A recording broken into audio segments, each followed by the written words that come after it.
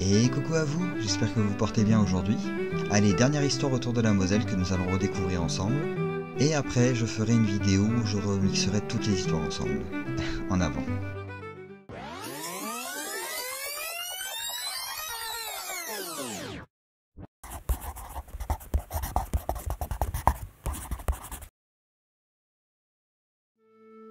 Bien que les contes et légendes sont souvent des recueils d'histoires et de leçons de vie, il est des histoires qui demeurent bien plus profondes, engageant les croyances de chacun. Je veux bien sûr parler des histoires liées aux religions, et elles sont nombreuses. Autant de légendes et de contes que l'on peut attribuer aux lieux de culte. La fontaine de Saint-Quirin fait partie de ces lieux en particulier.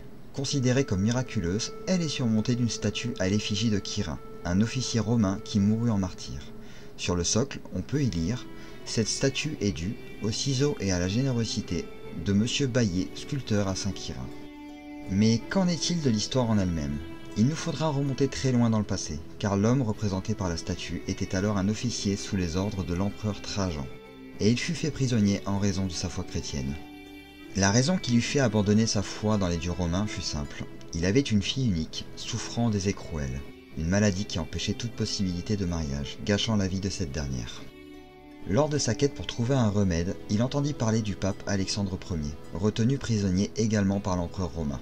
Mais ce dernier, du fond de sa cellule, fit toucher ses chaînes à Balbine, la fille de Quirin, et un miracle la guérit presque aussitôt.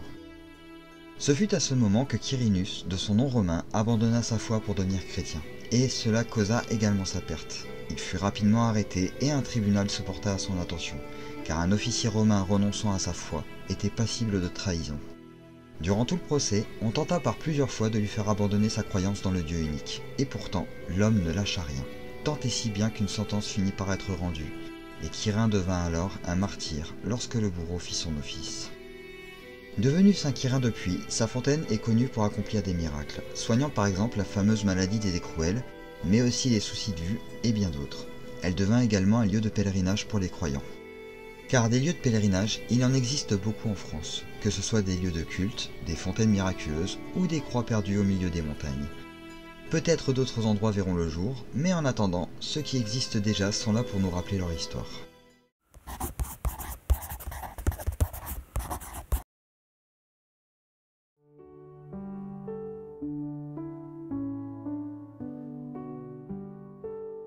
Voilà qui met fin à cette série d'histoires autour de la Moselle. J'espère que vous aurez passé un bon moment devant et que ma voix un peu chargée ne vous a pas été trop désagréable.